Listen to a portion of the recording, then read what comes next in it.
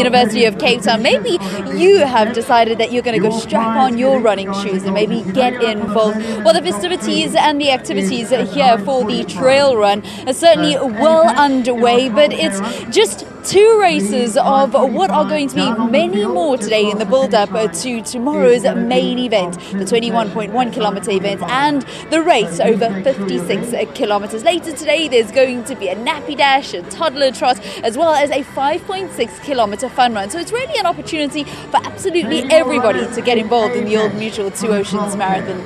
To chat a little bit more about all of the races, festivities and all of the activities is their General Manager, Carol Vosloo. A very good morning and welcome to Morning Live. Thank you, Valen. Lovely to be here.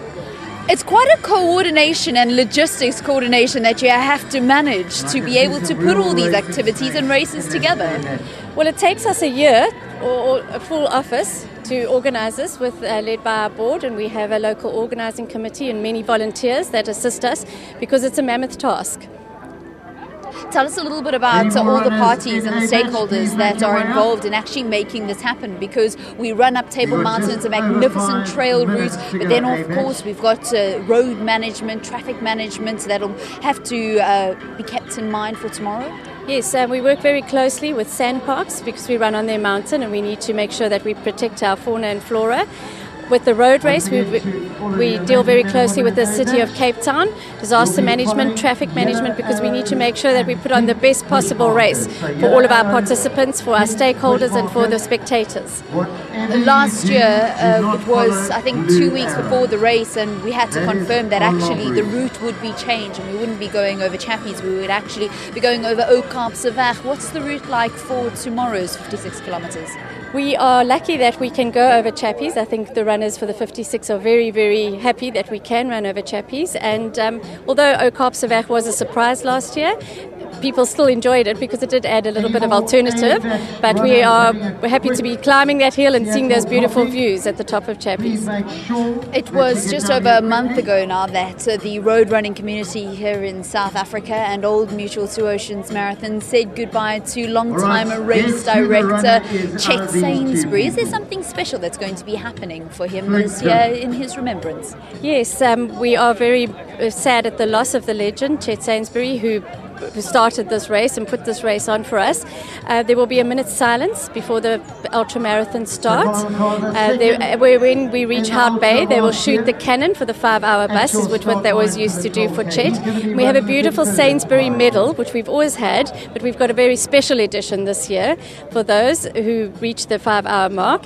And then we have these armbands here that we've done in honour of Chet. We've done them in white because we want to celebrate Chet's life. Also on Chet's Hill there'll be some special posters with sayings that Chet lived by. And I believe that there's also part of a charity drive, or there's also a charity arm to the remembrance for Chet. That's right. We have beneficiaries which are part of the race where runners have donated money to, and the one is Cancer Buddies, which was unfortunately what Chet passed away from, and we are selling armbands at our expo and at the race on Saturday, where the proceeds will go to Cancer Buddies. How much were you guys able to hand over to charities last year? Valen, this year runners' donations amounted to 300,000 that went to our beneficiaries, and then we have the charity entries where the charities purchase entries for the race and runners then raise money over and above that, and we are hoping to raise over 2 million rand to put back into the community.